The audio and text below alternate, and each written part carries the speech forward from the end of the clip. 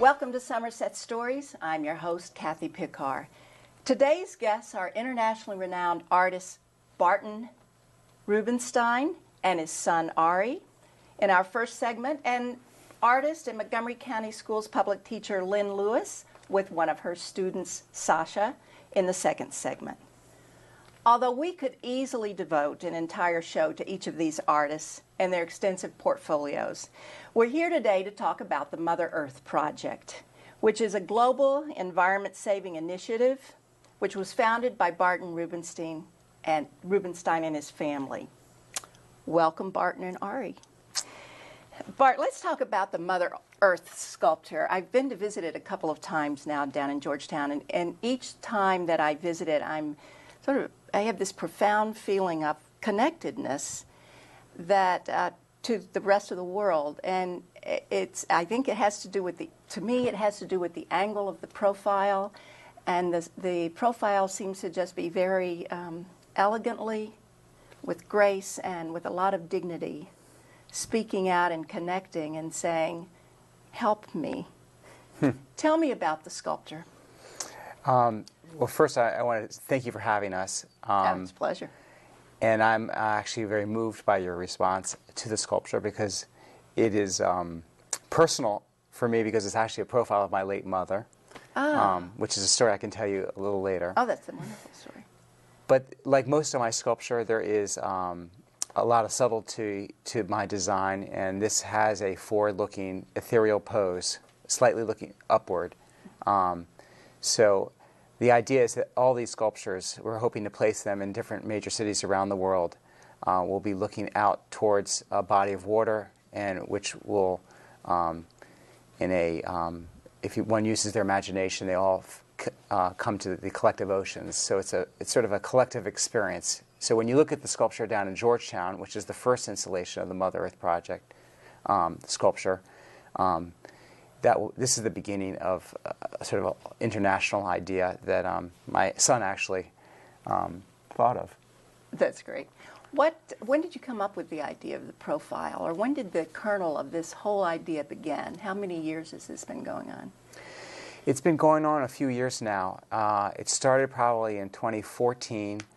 There's a side story behind it, but basically the Smithsonian National Portrait Gallery was at the studio looking at another work and found a profile of myself using the same design idea and fell in love with it. And encapsulating the story, basically the sculpture was planned to be in the front of that museum, and in the 11th hour the director asked to change course and asked me to create a small scale of that sculpture as what is now the Portrait of a Nation Prize, which is given out to great Americans every other year. And that then left the large sculpture without a home. So they granted me ability to use that sculpture and that design for any other use. So that was sort of the beginning of the sculpture, and just so that was about 3 years ago? Was that about? Yes. And then began the idea, why don't you just jump in if you want to? Well, when we were trying to decide what to do with the sculpture, I think we might have been like in Israel or something. We were talking about it. And I thought of the idea without even the Mother Earth Project in mind to like put it in different countries around the world to kind of unite the countries. It had nothing to do with the environment yet. Mm-hmm. But then when the whole Mother Earth Project started to evolve, it kind of all fell into place, and how that's how they unite all the countries through the Mother Earth Project. And I know this has become a family project. Definitely. You know, it started with your dad's sculpture, but this has become a family project. What are the different roles of the family members? So it's mostly, well, basically, I like to help out with so we're doing a school project. You'll hear about that a little later. I like to help out with that. My sister, she does an Instagram account. She does our social media, which is a huge part of the project, where basically she asks our followers, she reaches out to our followers to tell us what they're doing to help the environment. So they'll basically direct message us on Instagram or email us. They'll send us a picture of what they're doing, and they'll they'll tell us what they're doing, and within like days we'll post their posts and Oh, that's great. yeah. So what is that? How do you get to the Instagram account? Well, basically the Instagram is HumansOfMother Earth. So So it's hashtag Humans of Mother Earth, or yeah. Yeah, it's on Facebook also, Humans of Mother Earth. And Yeah. if you go into Instagram and type in Humans of Mother Earth, it'll take you to the account. oh, that's great. Yeah. So students all over the world then, or And people all over the people world, and anyone all over the Eco world. organizations. Yeah, all Yeah. over the world. It's like we reached out to like all over. How did you do that? How did you reach out to all over the world? Well, actually, they reach out to us. Basically, we ask our followers to reach out, and then they come and reach out to us, which is really awesome that they can do that. It's a very mysterious process of going viral. You don't really know the process, but we have over 5,000 followers now, and we post almost every day. People from India, the Philippines, Vietnam, and some people are already part of a community that they have a voice, but other people are expressing exasperation because they feel that they're alone. So they are very empowered and honored to be a part of this account. Right. And we had one post from Tehran, Iran, that it was amazing. This lady spoke about this part of the environment that was being destroyed by a pipeline that was being laid, and there was a gigantic response from that local community supporting her. So, Oh my. we're like a platform for sharing and raising awareness. Right. Well, I noticed on the website that it's reached over 80,000 students. So Yeah. there's this educational component, a strong educational component to it. How did that specifically get started? Well, there was like a point in time where we were getting we knew we were getting the countries involved, but we realized we kind of wanted to get the students involved in the countries and the kids involved, because Right. the youth's what really Right. makes it all. So basically, we thought of the idea of going to schools and basically having them do projects, to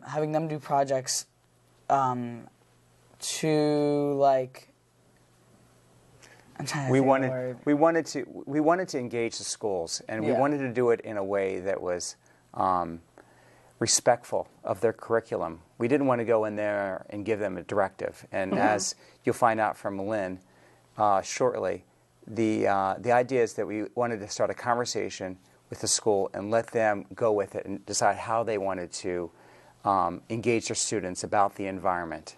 So we sat with Lynn, and together we basically created a pilot program for the project, which is now on our website, and other schools are now following it. You know, a lot of the material on the website is not only to share it with the world, but also to share it with other school systems so that they can be inspired to do similar things. So it's really through social media that Yeah. these 80,000 students around the world, maybe their teachers or their schools, are picking this up? Yeah, we've encouraged a lot of the schools that we work with to have their own Instagram Yeah. called for example, Mother Earth Somerset, Right. which is the Yes. yeah, and then their own students and other students from other schools can see what they're doing to be inspired for their own projects.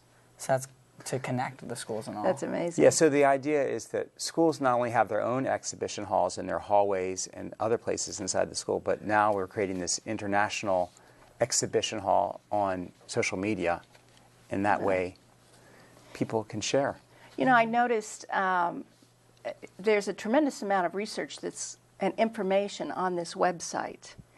And someone is keeping track of what different countries, every country in the world, Yes. right, is Yes. doing in terms of contributing to saving or preserving the environment. Yes. Even North Korea. That one got me. I was very great. proud of them. Yeah. So how did that come about, and who does this research, and who posts it? Well, I'm primarily responsible for the website. I have been using a intern from the George Washington University. And she has been working and basically feeding to me each week a group of like 10 citations and articles that she has found on the internet. We're basically taking newspaper articles, which is where we find the information. Yeah. And I felt that it was important to post about each individual country so that someone from around the world, they can see what their country is doing, and then they can see what their neighboring country is doing to get a sense of like, well, we should be doing that. But it's about celebrating what each country is doing. It's not about saying, you know, this country is not taking care of their people. Right. It's not a negative thing. It has to be a positive thing because that's what's going to push us forward. Like Finland just announced that they will no longer have any coal power in its country, which is quite remarkable that a country can do that. Yeah. And now we know that, and we know the rest of the world knows that a country can do that. So that's a very positive It is a very, slant. Yeah, Excuse the me. whole project, I was impressed by how positive it is.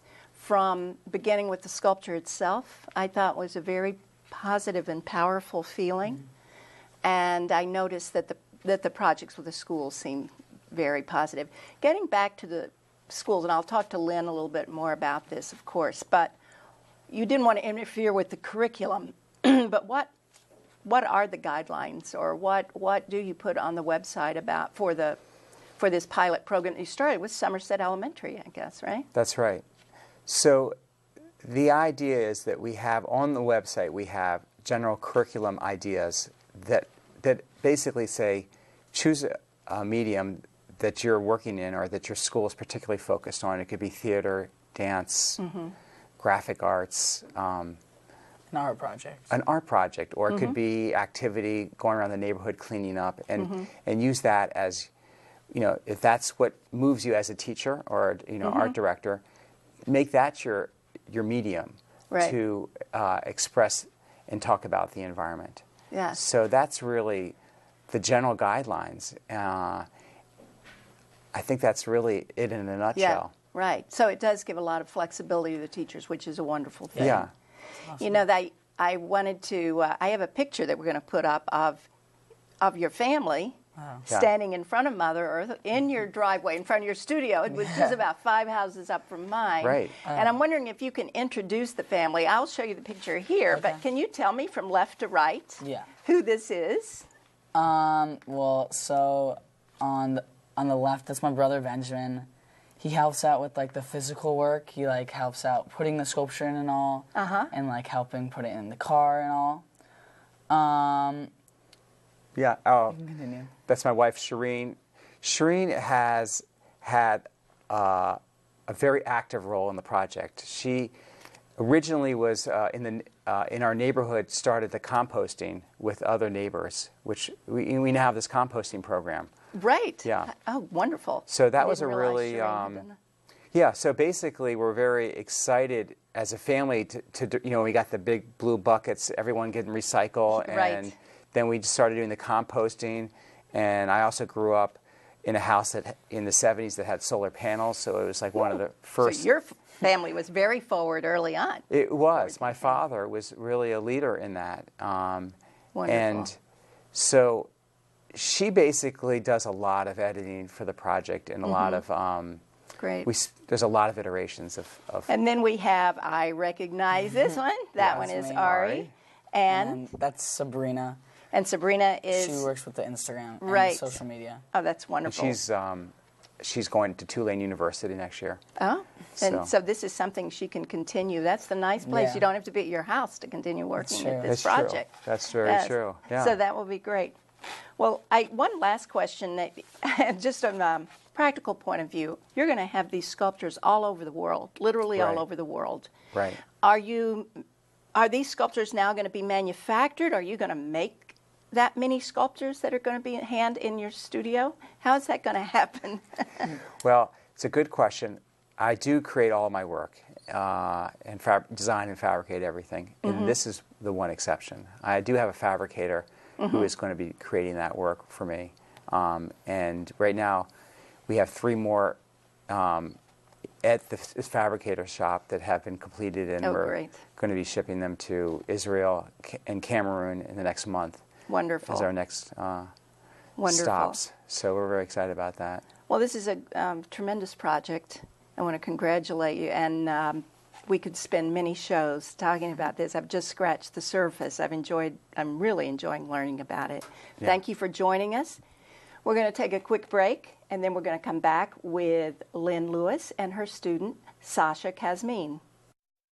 They said I have troll teeth. That my voice sounded like a possessed baby doll. That no one would ever love someone as stupid as me. That I was fat, ugly. Disgusting.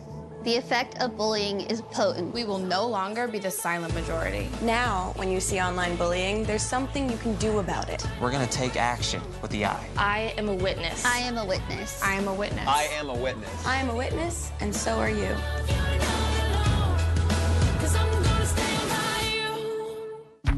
People think I'm trash, but they're wrong. Today I'm just an aluminum can, but one day I could be a stadium.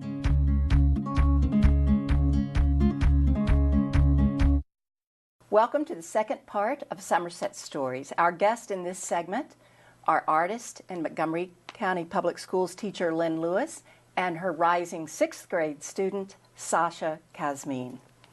Thank you so much, Sasha and Lynn. I'm going to call her Lynn right now, so instead of Miss Lewis, for joining us.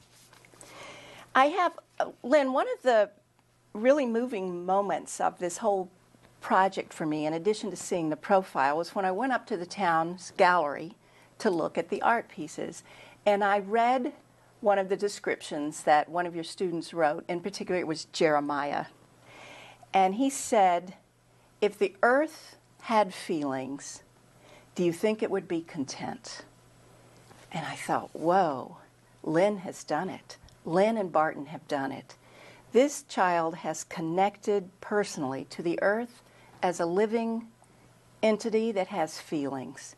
And I can't think of anything more powerful and important to do than what you all have done. Tell me a little bit about the project. How did you first hear about it, and how did it evolve? I first heard about it through Barton, and I knew Barton because Ari had been a student for 5 delightful years.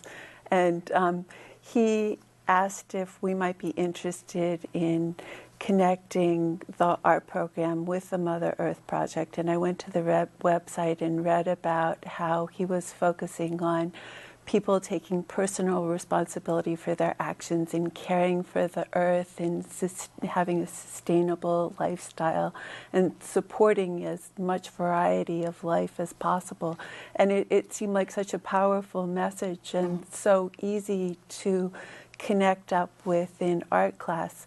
And we also, he gave us the opportunity to use Instagram as a venue, and that seemed like an amazing opportunity to publish artwork instantly and have a global audience. And we're used to just putting the artwork up in the halls and having a local audience at best. So it seemed like a fun opportunity. Plus, he and Ari were very supportive. I had no background in Instagram, and they made it very easy to launch. That's great. So, and they were also encouraging about not dictating exactly what they wanted us to do. It was very open-ended. I could connect up with as little or as much as I wanted to, and that made it much more fun. Was it easy to hook it into the Montgomery County Public Schools curriculum in terms of art? Very easy in that art can connect up to anything, but Montgomery County does a very good job with an integrated curriculum that they've started over the past 3 or 4 years, maybe a little longer, where they actually map out. You can see in a glance each quarter what different social studies, science, what different areas each grade level is studying. But then they have unifying questions that are thinking skills. Teachers can ask the same questions in different grade levels. So like some of the questions in 5th grade that they were asking that I thought were especially powerful, the one that stimulated the idea for the macro micro me project was what are benefits of seeking multiple perspectives, and when should I stand firm and when should I yield to the ideas of others? When should I rethink or change my ideas, questions, or strategies? How will I achieve my goals? So those are like thinking strategies that teachers across the board at the same time are addressing in science, social studies, music. And so we took it literally for one of the 5th grade projects and explored different perspectives, not just different points of view, but literally zooming in for an up-close point of view. That's great. The micro, the macro, zooming out. I love that title of your art project or the theme, which is the macro, micro, and me. And that brings me to Sasha. Sasha, we're so glad you could join us today. Thank you. And you're a rising 6th grader, right? Mm-hmm. When you first learned of the project, when Miss Lewis first explained it to you, the macro, micro, and me, am I saying that correctly? Did you understand the significance of it, that you were going to be connecting globally to students all over the world? I thought it was amazing because we could interact with other students all around the world, and I was just very fascinated. I bet. Have you been on the Instagram account? I don't imagine that many students your age, or maybe I'm a little old in that regard, have Instagram accounts, but I'm just barely learning how to use it myself. But did you go on Instagram? Can you see these? Yes, because I think it's a good opportunity sometimes to interact with other people. Oh, it's wonderful. You know, you've had a good opportunity. A lot of artists, they're very lucky to see their artwork in a gallery. And you've had yours in a gallery with the other students. At the town of Somerset has actually a rather professional gallery that's with openings and all the things galleries have. And your artwork was up there. Plus, I believe the artwork was shown at the installation of the Sculptor down in Georgetown, and that was on, I think it was on Earth Day. It was in April of this year, correct? Yep. And was your piece up down there? Mm-hmm. And that's pretty exciting. And then you have the Global Gallery with the Instagram. We have your artwork, your specific piece. Can you describe it to me a little bit? In the upper left-hand corner, we have the micro. Yeah. The entire background is the macro, mm-hmm. and then the me is your silhouette. Tell me let's begin with the micro. Describe what this is and tell me. I drew a red blood cell, and I thought it was very fascinating because you could zoom in to something that is living, and you can see that it's not only living on the inside, but like everything is living no matter what. Right. And what is the material that I see? It's a circle. It's as if mm-hmm. I'm looking into a microscope. Did you actually look into a microscope? No, we used pictures from the internet. You did. And what is the material that you have here? It was a type of metal that we carved into. Oh, fun. Yeah, and I see you added your little red to show us that it's blood. Let's talk a little bit about the macro. Where did this image or the idea of this image come from? Actually, my friend found it on the internet, and I really liked it, and so I picked it and I drew it. You know, we're grateful for the internet, aren't we? What about the pictures from Hubble telescopes? Did you see any of the pictures from Hubble? I understand that was where some of the images actually came from. Mm-hmm. Did you learn about the Hubble? Yep. Did you know about the Hubble before Nope. this? Oh, that's great. So what is your macro? What is this picture of? You know what that it's is? A picture of a planet. Mm-hmm. It's in another, what's it called? Universe? Yes. Galaxy and... Galaxy, right. I don't really know what it's called, but it has, I really like it. I love the colors you've chosen, too. I do. And then you have the silhouette. How did you make this silhouette? We used pastels, and Miss Lewis, we turned sideways, and then she drew a picture. Did you project it? It was their silhouette. Yeah, Yes. we just cast a light. So it was the old-fashioned colonial black silhouette. Which I love. So this is one of the more interdisciplinary projects that I've ever heard. Not that I've heard of that many, but I love the idea of, well, as you were describing the questions, but also this involved the science. I mean, some of the images come from actual pictures from the Hubble telescope. Kids had to see through a microscope, or pictures of seeing through a microscope. And then you have this profile, which I love, colonial, 18th century profiles, the black silhouette against the white.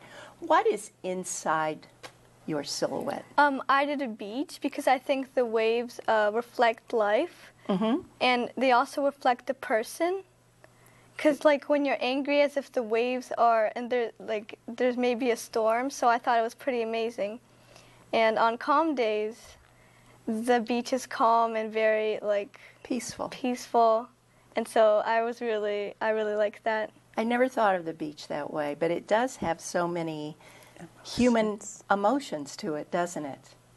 And then what do we have? What is this up here? Is that a wave crashing, or? That was a cloud. Oh, that's the cloud with And the sun sun rays behind it. yeah. Oh, I see. Well, it's just beautiful. How did you come up, Miss Lewis, with the macro, micro, and me? That was your idea of the project? Well, it came from that unifying question, the idea of shifting perspectives. So the me was the human eye view, and they also studied colonial America. So we did the profile, and then I thought kids would connect more if they thought of a place where they felt most at peace, like a place where they felt most comfortable on Earth. And I had envisioned they would do waterfalls and beaches, but some children chose like urban settings, which was a delightful surprise. That is a delightful surprise. So that part was just to layer not just a likeness of themselves, but how they felt about their environment, and just to help them become more aware of where they find strength in their peaceful spot in the environment. Oh, that's wonderful. And then again, we shifted to the inside view, and then drew back and layered all the different perspectives together. It's a delightful project. I think I loved, Sasha, in your description on your art piece. If the viewers see on every art piece, the students wrote a little description at the bottom right, and you spoke about different ways that you could help save the Earth, and then you ended it with the question, so what would you do to save the Earth? Which I think is a wonderful way to tie this whole project together. Just in our last 60 seconds or so, Lynn, tell me about what are you going to do next? How are you going to expand this next year? Well, this year it was more focused on, we did it throughout all the grade levels, but we focused mostly on what individuals do now, the little things that families do, like composting, turning off the lights, and a sense of connecting to place and what they find beautiful. And next year I thought it would be fun to focus more on the student as a consumer and having choices, and perhaps using recyclables in art and building toys, so that the option of not buying the plastic ones is there. Oh, that's and wonderful. then going back to the value of the handmade object, there's no reason you have to buy all your clothing. You can use yarn and weave a belt. You can knit a hat, and wonderful. Just the stepping back in time and connecting more with the value of the value of a handmade good, but also the value of the process of creating it can kind of ground you, and that's something that's valuable for life. It is valuable for life, and I think that's a wonderful way that we have to draw this to a close today. But certainly the Mother Earth Project, and I hope all of you will look at the website. It's motherearthproject.org. This today concludes our Somerset Stories, and I want to thank all of our guests for joining us. Here at Somerset Stories, we're preserving a digital window into our community's current, for our community's current and future generations. And I'd like to close with Sasha's words. What would you do to save the earth? Thank you for joining us.